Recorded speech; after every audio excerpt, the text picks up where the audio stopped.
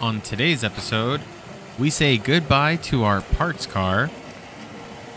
Perfect. I practice my reading skills. Eliminates the noise, emissions, and oil consumption associated with a worn engine. And our new engine does its impersonation of a metronome. Stay tuned.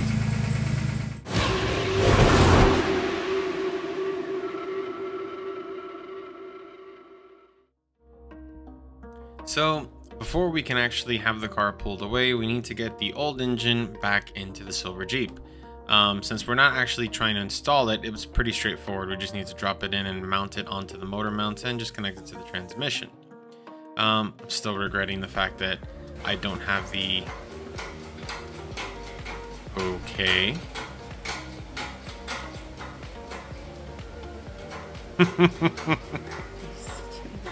So yeah, still regretting the fact that I didn't buy the engine lift with casters on all 6 wheels. It makes it really difficult to move this thing once there's a load. But aside from that, everything went pretty smoothly overall. We were in the process of getting the engine in, and small hiccup, no big deal. After that, it was just a matter of finishing buttoning up the engine, getting everything secured. And that would mean that we would actually be ready to throw the hood on, and we could actually schedule our pickup and have the truck picked up within 2 days. They were actually pretty quick.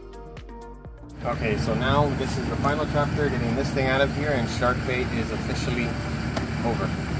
The chapter, this stage, this thing. Yeah. You know, as parts cars go, we really did have fun with this thing. So after a few signatures and a thumbprint, it was kind of a mixed emotions moment to see it go, but it served its purpose. It was on to provide whatever was left of worthy parts to somebody else in the future, and we can move on.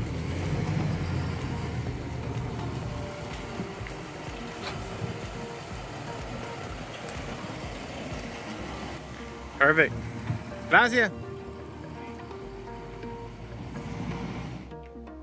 So, wouldn't you know it, just less than 1,000 miles after our swap, after an oil change, new spark plugs, new ignition coils, no check engine lights of any kind, and especially no oil pressure lights, this thing decided to start knocking bad.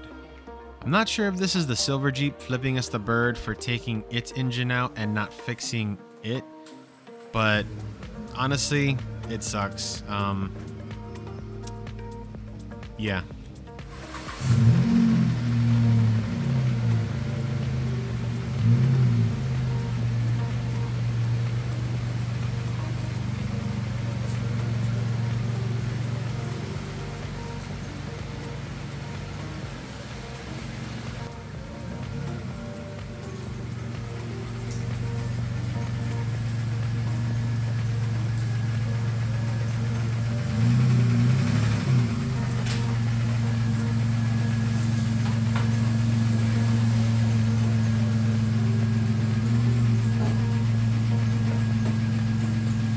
I've got to take about a quart of oil out of this thing so that I can put in the engine sauce per roadkill.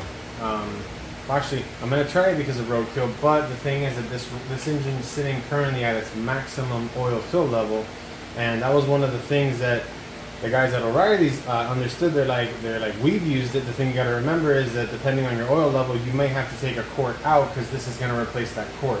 So they did at least advise me of that. And I did tell them that this thing may need a new engine, but we're trying this because we're not sure exactly what happened to this engine because it was running just fine. Their theory, as well as mine, is that if this engine was damaged before I swapped it over and did the oil change, the previous owner of the silver Jeep may have been running something so thick that it just quieted down this knock, which would mean that it was running just fine because I didn't notice it. So that's the plan for today. I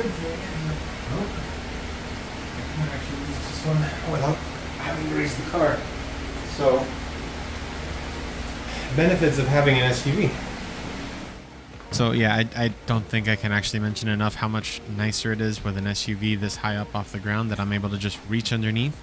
And through the magic of editing, a few minutes turns into a few seconds as I'm able to get the drain plug off, drain only the amount of oil that I needed, and get the drain plug back on without making too much of a mess. Now, the reason that we have the bottles up there was specifically so we could actually measure the liquid that came out of the drain pan, because I wanted to be sure so I know exactly how much to put back in. Most people tend to say that minimum to maximum on the dipstick is a quart. With this one, I remember it wasn't quite that, so I just figured measure what I take out. That way I know what to put back in.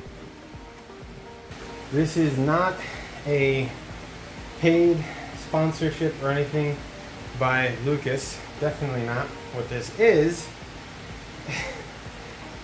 a nod and a thank you to Roadkill if this stuff actually works.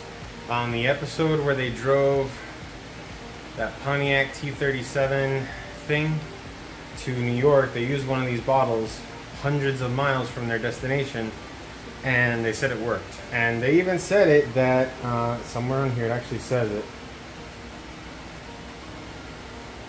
eliminates the noise, emissions, and oil consumption associated with a worn engine. So we'll give it a shot. I don't even need the cap.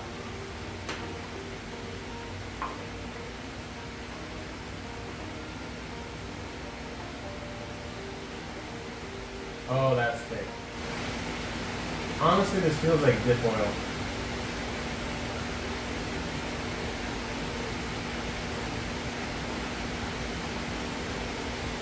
I don't know how well it's coming out, but to give you an idea of how much it goops out, like, that's thick stuff.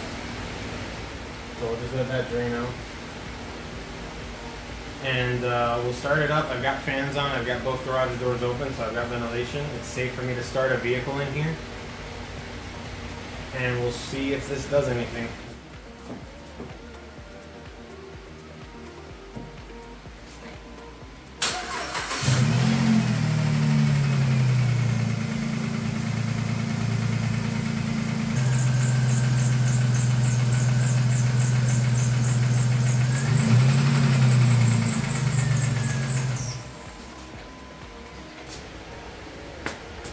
I'm gonna go out and get another bottle. All right, so it's the next morning.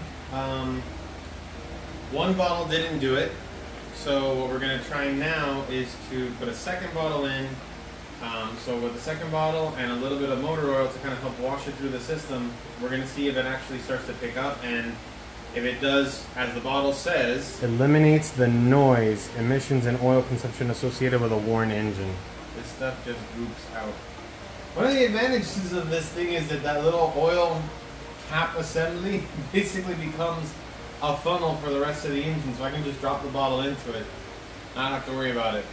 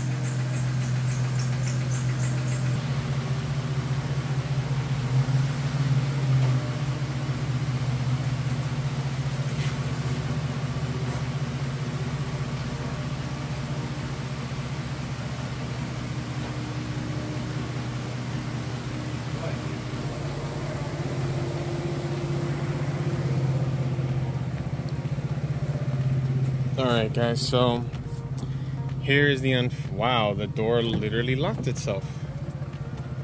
Okay, so I don't know if it comes out on camera right now, but it will come out now.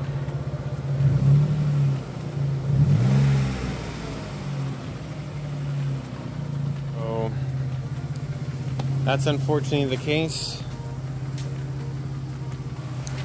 Not the update video I wanted to make. Really frustrated. I'm more disappointed. I don't know if it was something I should have caught.